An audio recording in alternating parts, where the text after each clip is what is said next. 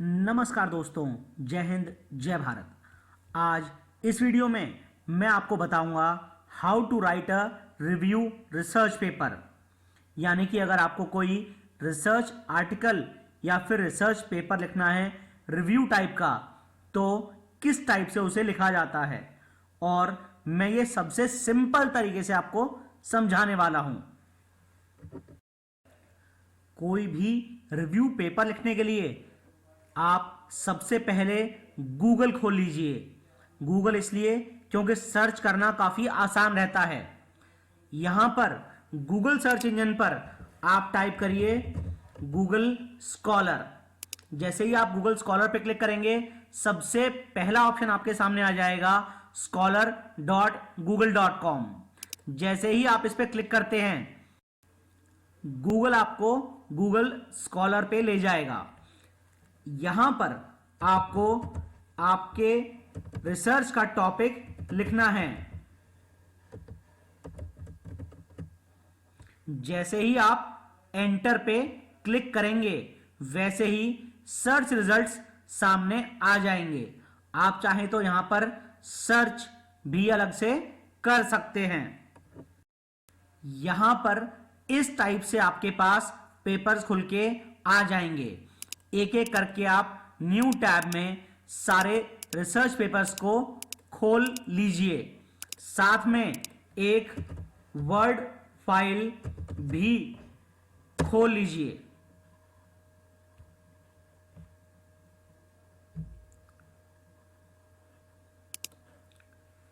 इस प्रकार से यहां पर आपको करना यह है कि जो आपने पहला रिसर्च पेपर खोला था, वहां पर साइट करने का ऑप्शन आएगा।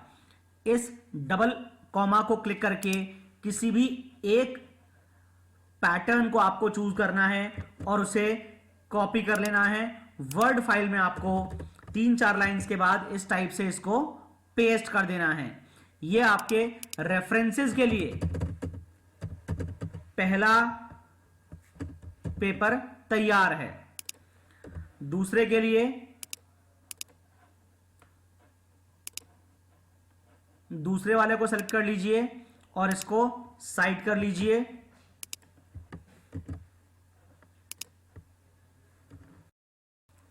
इस प्रकार से आप सभी पेपर्स को कॉमन फॉर्मेट में रेफरेंसेस में लिख लीजिए।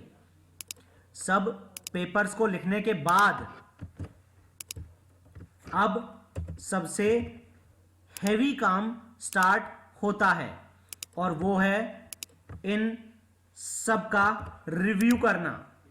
रिव्यू करने के लिए सबसे पहली चीज तो ये, कम से कम आपके पास 20-22 पेपर्स होने चाहिए। उसके बाद नेक्स्ट स्टेप है सीरियल नंबर वाइज इन पेपर्स को खोल लेना। जैसे ही पेपर खुल के सामने आए, सबसे पहले फर्स्ट ऑथर का सरनेम अपने वर्ड फाइल में लिख लीजिए। अगर ऑथर 2 से ज्यादा हैं तो आप लिखेंगे ETAL डॉट, कॉमा डाल दीजिए। उसके बाद उस पेपर का ईयर लिख दीजिए। यह पेपर जैसे 2016 का है, 2016 मैंने यहां लिखा। इसके बाद इस पेपर का जो एब्स्ट्रैक्ट है उसे कॉपी कर लीजिए और यहां पर पेस्ट कर दीजिए। ये पेपर SCI पेपर है और पेड है, इस वजह से ये पेपर यहां पे नहीं खुल पाएगा। आप इसमें रिजल्ट सेक्शन कॉपी नहीं कर सकते हैं। दूसरा पेपर खोलने पर इस टाइप से खुला है। यहां पर 2 ऑथर्स हैं। 2 ऑथर्स के लिए हम लोग दोनों का सरनेम लिखते हैं। यह पेपर है 2012 का। यहां पर अब इस पेपर का एब्स्ट्रैक्ट कॉपी कर लीजिए और यहां पेस्ट कर दीजिए। इसके बाद कंक्लूजन सेक्शन जो इस पेपर का हो उसे भी कॉपी कर लीजिए और अपनी वर्ड फाइल में पेस्ट कर लीजिए। तो आपके पास अभी दो पेपर का डाटा हो चुका है, पहले पेपर का एब्स्ट्रैक्ट, दूसरे पेपर का एब्स्ट्रैक्ट सेक्शन और कंक्लूजन वाला सेक्शन। सिमिलरली बाकी सभी पेपर्स के आप एब्स्ट्रैक्ट और कंक्लूजन लिखते चले जाइए। यहां पर 3 ऑथर्स हैं, तो ये हो जाएगा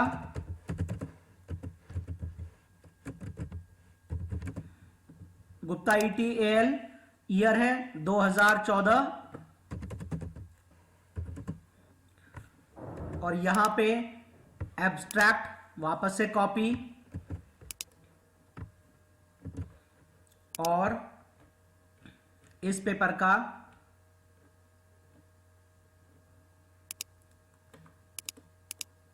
कंक्लूजन कॉपी हो कर लीजिए।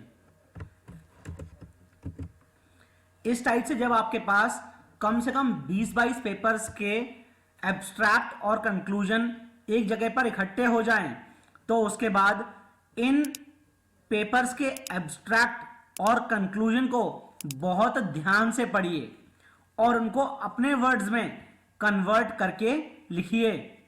जैसे कि इस पेपर के एब्स्ट्रैक्ट को मैंने किया है इस टाइप से मॉडिफाई। यहां पर आप देख सकते हैं कि पहले पेपर के एब्स्ट्रैक्ट को मैंने किस टाइप से मॉडिफाई किया है। बाकी फॉर्मेटिंग के लिए आप इस टेक्स्ट को सेलेक्ट करके यहाँ पर फॉन्ट चूज कर सकते हैं, साइज चूज कर सकते हैं, पैराग्राफ में यहाँ पर क्लिक करके लाइन स्पेसिंग 1.5 कर सकते हैं।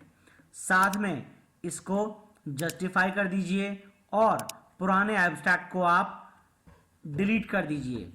सिमिलरली सेकंड पेपर के लिए अब आप इस टाइप से लिख के आगे बढ़ सकते हैं। यहां पर अब आप देख सकते हैं मैंने सेकंड पेपर का रिव्यू यहां पर लिखा है, जबकि सेकंड पेपर का एब्स्ट्रैक्ट इतना बड़ा था और कंक्लूजन इतना बड़ा था। इनको जब मैंने अपने वर्ड्स में लिखा तो ये केवल इतना सा हो गया। अगर कोई लाइन सेम टू सेम आ रही है तो उस लाइन को हमें घुमाकर लिख देना चाहिए जिससे प्लेजरिज्म ना आए। सभी पेपर्स के रिव्यू लिखने के बाद सबसे पहले आप 2 लाइन एंटर मार के यहां पर हेडिंग लिटरेचर रिव्यू डाल दीजिए और यहां पर 1 लाइन उस काम के बारे में डाल दीजिए जो इन सबको जनरल में डिस्क्राइब करता हो। जैसे कि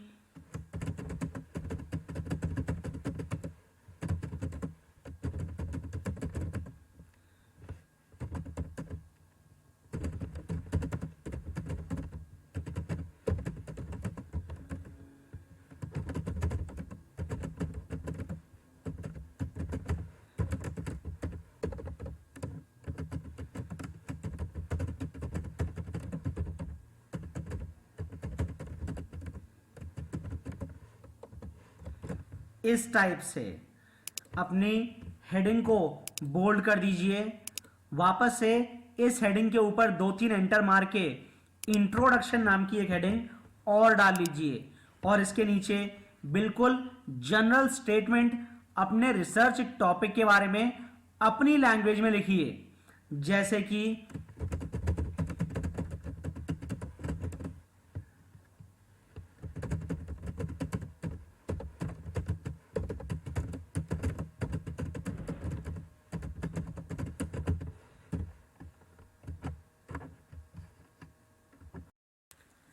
इस टाइप से आप 2 पैराग्राफ में इंट्रोडक्शन पोर्शन लिख सकते हैं।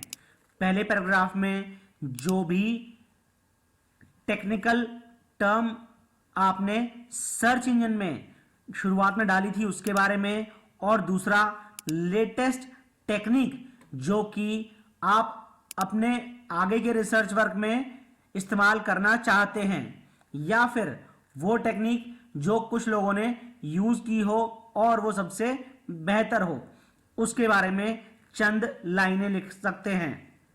इसके बाद इसके ऊपर आता है एब्स्ट्रैक्ट। एब्स्ट्रैक्ट में पूरे के पूरे पेपर का निचोड़ होता है, कंक्लूजन में भी निचोड़ होता है, लेकिन एब्स्ट्रैक्ट वो चीज होता है जो भले ही आपका पेपर पूरा खुले या ना खुले, कंक्लूजन कोई पढ़ पाए या ना पढ़ पाए, लेकिन एब्स्ट्रैक्ट तो हर कोई खोल के पढ़ ही सकता है।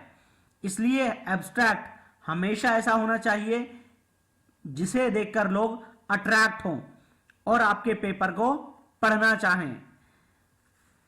एब्स्ट्रैक्ट भी 4 से 6 लाइन का हो सकता है। एब्स्ट्रैक्ट में इस टाइप से एक लाइन आप बेसिक टेक्निकल टर्म के बारे में लिख सकते हैं, एक लाइन जो भी लेटेस्ट सॉफ्टवेयर या फिर टूल यूज हो रहा है उसके बारे में लिख सकते हैं, और 1 या 2 लाइन इस बारे में लिखना चाहिए कि आपने इस पेपर में क्या किया है। इसके बाद नेक्स्ट इंपॉर्टेंट चीज आती है कीवर्ड्स। कीवर्ड्स बहुत इंपॉर्टेंट होते हैं। कीवर्ड्स द्वारा ही कोई आपके पेपर को सर्च करता है। जैसे कि मैंने यहां पे कुछ कीवर्ड्स डाले हैं,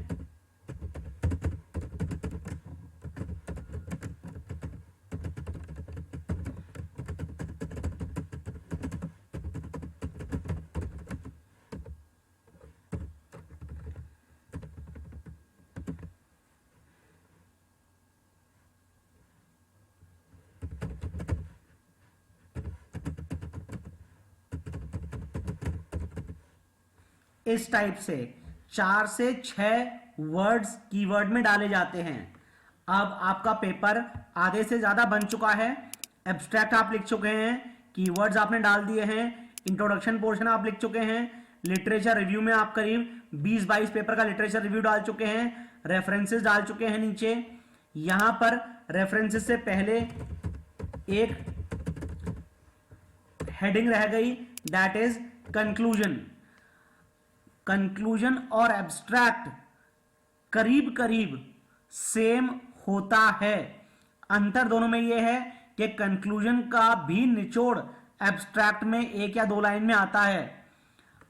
यहां पर अब आपने ये 20-22 पेपर से क्या जाना वो यहां पर आपको लिखना होता है। जैसे कि मैंने यहां पर लिखा है, अब आपका रिसर्च पेपर करीब करीब कंप्लीट है। एब्स्ट्रैक्ट हो चुका है, कीवर्ड्स हो चुके हैं, इंट्रोडक्शन हो चुका है, लिटरेचर रिव्यू पोर्शन हो चुका है और कंक्लूजन भी कंप्लीट है। रेफरेंसेस तो आपने सबसे पहले बना ही लिए थे। एक बात का हमेशा ध्यान रखना है कि जितने पेपर आपने यहां 22 डाले हों तो रेफरेंस कम से कम 22 तो होने ही चाहिए। अगर आपने कहीं से थ्योरी भी किसी बुक से ली है तो वो बुक का रेफरेंस में नाम आना चाहिए और उस बुक का पब्लिशर और एडिशन भी स्पेसिफाई करना चाहिए। एक और खास बात, गूगल सर्च इंजन है, कहीं पर भी गूगल का नाम नहीं आता है। अगर आपने कुछ डाटा किसी वेबसाइट से लिया है तो आप यहां पर इसको कॉपी करिए और रेफरेंसेस में, क्योंकि 22 रेफरेंस तो आपके पेपर थे, तो 23 नंबर जो आएगा वो इस वेबसाइट के डिटेल्स रहेंगे इस टाइप से। और साथ में आपको डालना पड़ता है उस डेट के बारे में जिस डेट को आपने इस वेबसाइट को एक्सेस किया हो, इस टाइप से। अब बच गया पेपर में केवल पेपर का टाइटल और ऑथर और को ऑथर के नाम और एफिलिएशन। यहां पर हम लिख सकते हैं पेपर का टाइटल, जैसे कि इस टाइप से आपको ऑथर के डिटेल्स देने हैं और यहां पर पेपर का टाइटल इस टाइप से आपको डालना है। नॉर्मली पेपर का टाइटल एक साइज फॉन्ट बड़ा होता है, इस टाइप से आप यहां पर लिख सकते हैं। ये जो फॉर्मेट है इस फॉर्मेट के हिसाब से अगर आप पेपर बनाते हैं तो आपका रिसर्च पेपर बहुत ही सिंपल वे में और बहुत अच्छा बनके तैयार हो जाएगा। आज इस वीडियो में बस इतना ही। जय हिंद, जय भारत।